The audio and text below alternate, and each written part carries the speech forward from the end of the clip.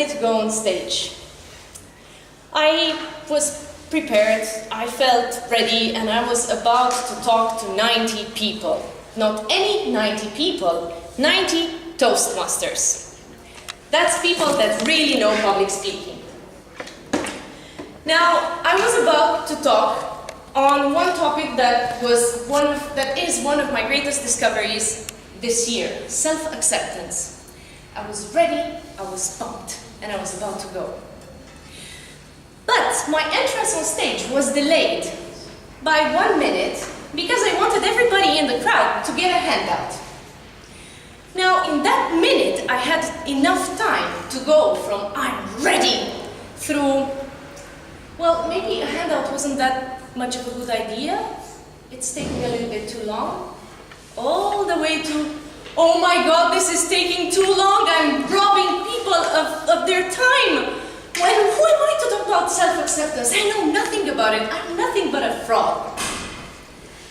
I stepped on stage and I shared my first idea, after which I went blank. I just froze on stage. And I was visualizing myself falling in this dark tunnel and falling, and the beam of light on top of the tunnel was getting smaller and smaller and less clear until it disappeared. That beam of light was my next idea. Ladies and gentlemen, today I want to talk to you about freezing on stage and what happens to us when we do that. Now, a few days after this incident, I started getting an itch. I wanted to know what happens. Clearly, I'm not the only person that goes through this. I might have beaten the record for time, but I'm probably not the only one.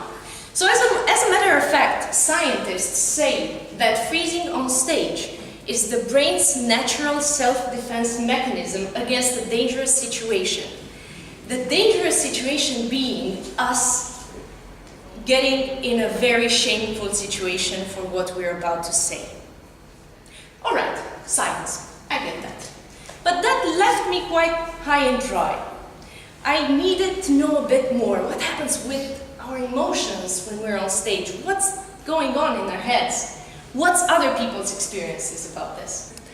They are very experienced, more than 1 year of public speaking experience.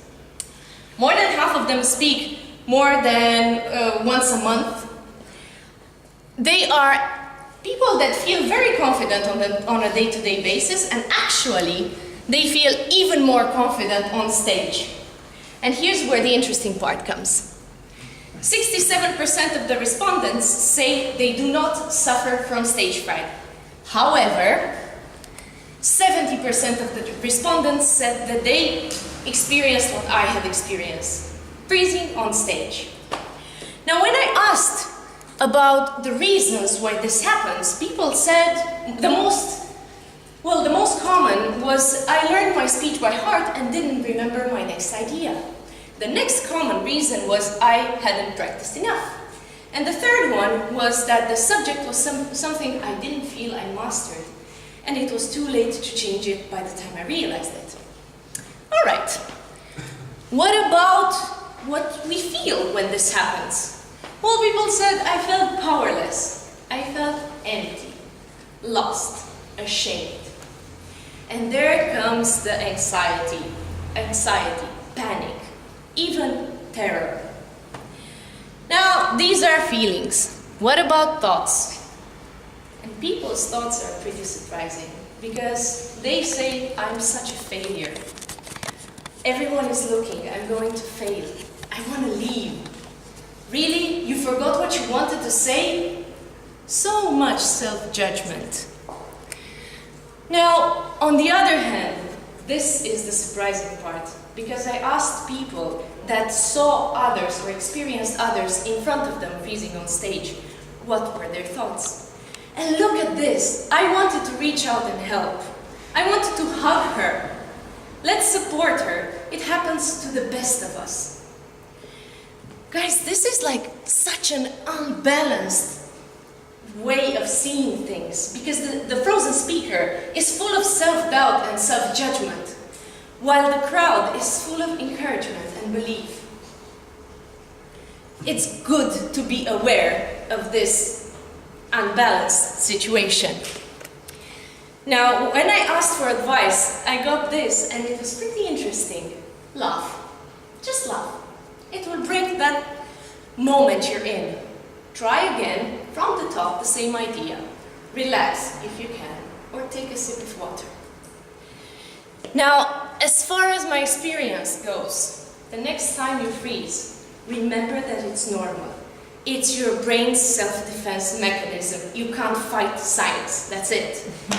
If you feel you are judged by the crowd, try to remember that those who mind don't matter, and those who matter don't mind. And people are genuinely in front of you to find out what you have to say. Now, this is Alex Honnold, and he is one of the craziest climbers in the entire world. This is a guy who had a dream, and his dream was to climb El Capitan in Yosemite Park.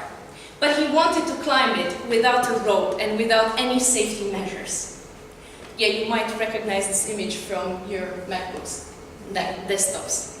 Now, the way he climbed this mountain was dividing it in segments, so small that he studied them to such extent that he knew exactly where the next crease is, where his hands can be at every single moment, so that when he finally climbed this 2,300 meters of a mountain that's almost vertical, he said he was able to enjoy it. Look at his face. I don't know about you, but I want to be the Alex Honnold of public speaking. Because when I come on stage, I want to enjoy it with you, with the people in front of me. Now, what you can do, and what I advise you, in case you freeze, because it can happen no matter your experience, is just encourage people to start applauding. It will help. Trust me, I learned it the hard way.